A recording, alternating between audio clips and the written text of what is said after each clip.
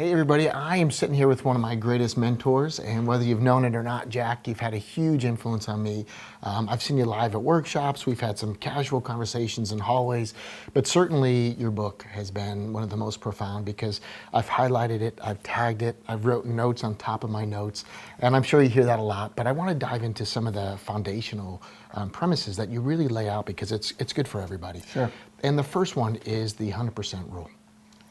Well, I teach in the first chapter of my book, it's the first thing I teach in my seminars, is you got to take 100% responsibility for your life. And I say 100%, not 99%. In fact, I always ask the question, I know you're married and you have children, how would you like to be married to your wife if she was only 99% committed to monogamy? Not a great day. Most people wouldn't like that, you know? Like you want 100% commitment. So literally it's the same 100% commitment to everything. Taking responsibility. Now, most people, if you say, yeah, I want you to take more responsibility, go, oh yeah, I want more responsibility. Nobody really wants that. But the freedom that comes from realizing that I am in charge of my experiences, in charge of my life, in charge of my happiness, in charge of the quality of my relationships, my health, all of that, and my wealth, all those things. So basically, I teach a formula called E plus R equals O, that there are events in your life, you then have a response to that event that produces an outcome. And if you don't like the outcome, what most people do is they blame the event. Right. Or they complain about the events that are out there in the world. And so basically you have to realize that the outcomes are the result of how you responded to the food that was put in front of you, the alcohol that was put in front of you, the parenting that you got, the bonus that was given to you. Did you invest it or did you go spend it in Las Vegas on a weekend? And at the end of the year, your net worth either went up or it didn't, you know. Right. And so I meet people a lot. I mean, you're in the health world, and so you meet a lot of people who are sick. And they don't want to take responsibility for the fact that I'm the one who ate too much sugar, didn't exercise, didn't meditate, didn't get enough sleep, didn't drink enough water, etc. And it's hard to hear. You know, I don't want to ever blame anyone for being sick, but the reality is if you realize that you created it, you can uncreate it and not recreate it in the future. That's where the freedom comes from. Right. And so the big three you have to look at are giving up blaming, giving up complaining, and giving up excuse making. And that's difficult for most people. You know, let's look at complaining for a minute, because everyone I know complains about the government, the do-nothing Congress, the Democrats, the Republicans, Donald Trump, Barack Obama, whatever side of the argument you're on, we're blaming and complaining the other side about the other side. But think about this, you rarely ever hear someone complain about gravity. Right. You know, you never see some old guy in a walker in a mall or in a hospital, you know, trudging along going, gravity, Right. I hate gravity, gravity sucks. Wasn't for gravity, I wouldn't be all bent over. You never hear people do that. And the reason is there is no option. Gravity is. Right. So anything that really is where there's no option, people don't complain about it. But we complain about our spouses because we realize they could change their behavior, or there's some other woman you met, like, you know, I always use an example. My wife used to be, she's not anymore, but she used to be the food Nazi. You know, can't believe you're eating that, sitting there watching TV, drinking a beer, eating Cheetos while they're all healthy on the field playing football, making money, you know, whatever. And now, for me to complain about her, I would have to believe there's some woman somewhere, and I know there is, who comes in and goes, oh, honey, can I get you more nachos? Would you like another beer, right? So in order to complain, I have to have a reference point of something I prefer that I'm not willing to risk creating. So rather than risk creating it by either confronting my wife, going to couples therapy, getting out of a bad relationship, whatever, leaving a bad job, I would rather go to the bar, have a drink, and complain about it. And that is if we do E plus R equals O, complaining is a response that doesn't produce a better outcome. Right. So ultimately, if we want better outcomes, we have to change our thinking, our images, and our behavior. And that's where all the work then, the rest of my book talks about what are the thoughts that successful people think, what are the behaviors they do, and how do they hold their imagery. I mean, we know that imaging is a really important thing. Just in health, visualizing yourself healthy, visualizing yourself doing the discipline things you need to do actually helps you do that. So we can talk more about that. But that's basically the thing. And I've heard you say too that complaining is a reference point for better, and that's always something I use with my team. Hey, if you find yourself complaining, there's a reference point for better, just bring me some options. Right. That's okay. It's okay to have a complaint. Just give me 2 solutions and allow me maybe to pick one, and we can improve as a team. And that E plus R equals O is so fantastic.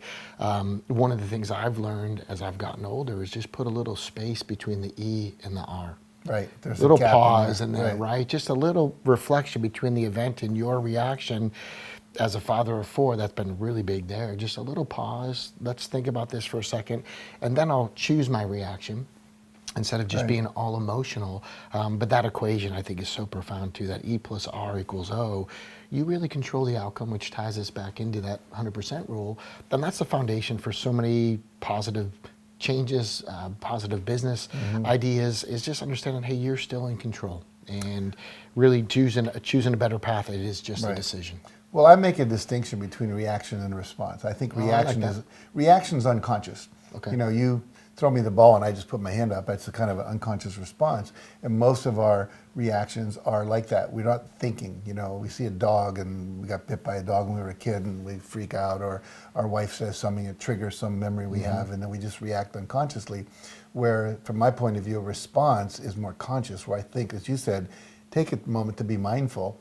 Notice what's being triggered in me, or notice what fear comes up or what thoughts come up, and then ask myself, what outcome do I really want, and what would be the thought, the behavior, or the image that would create that? Most people don't take that time in between the E and the R, as you said.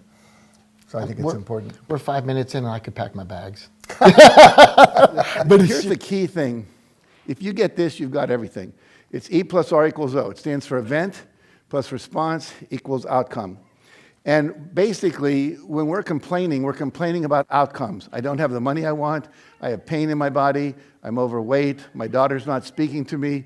Whatever it is that you're complaining about, or whatever it is you don't like that you're experiencing, is an outcome of how you responded to an earlier event.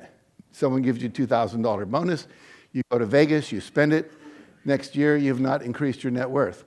Same event, take the money and you invest it. Next year, you got more money.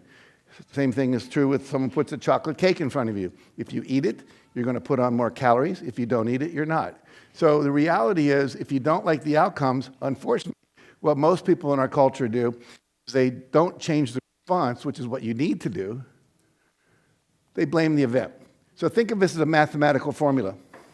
2 plus 2 equals 4.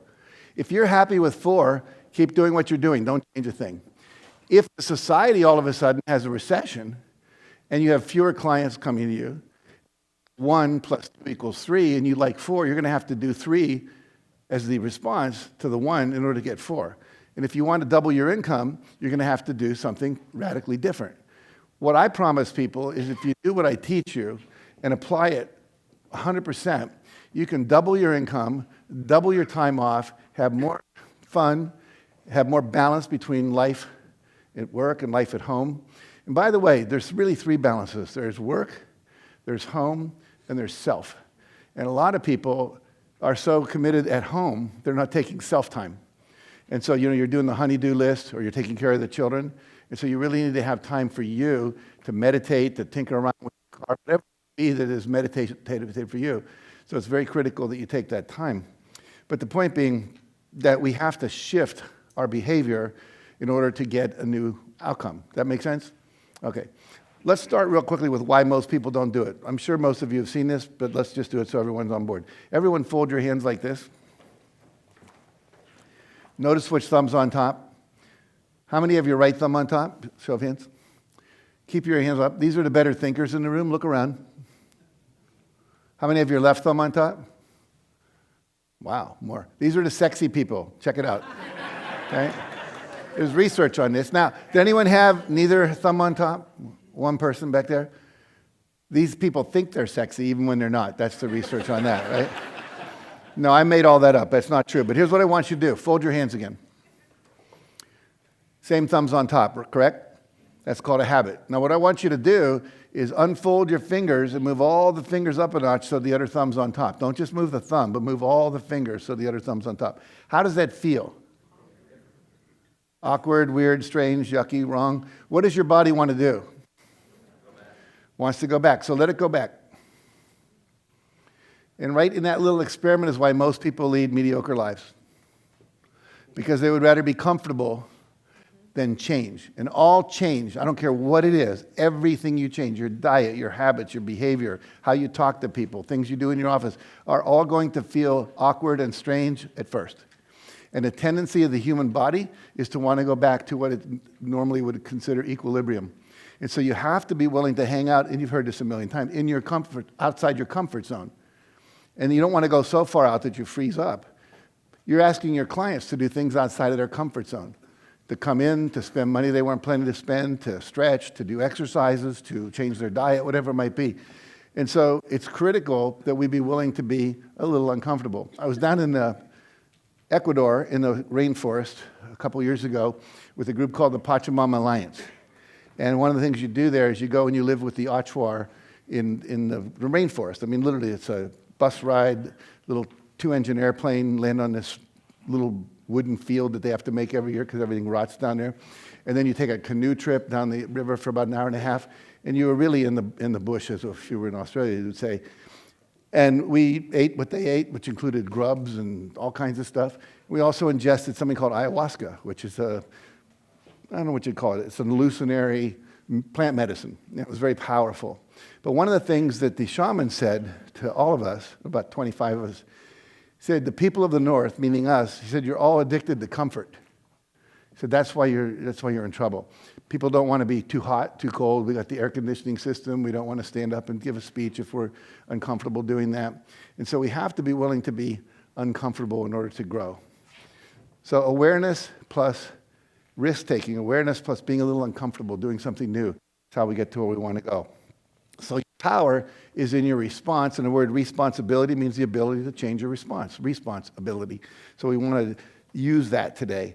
And we've trained about 3,500 people to train this work in the world in 107 countries. And one of the things they have to do is write an essay at the end about what was the most powerful principle that they learned. And I would say 92% of the people say E plus R equals O, 100% responsibility. This is foundational. Once you get this, you get out of victim consciousness, and your life becomes much more powerful.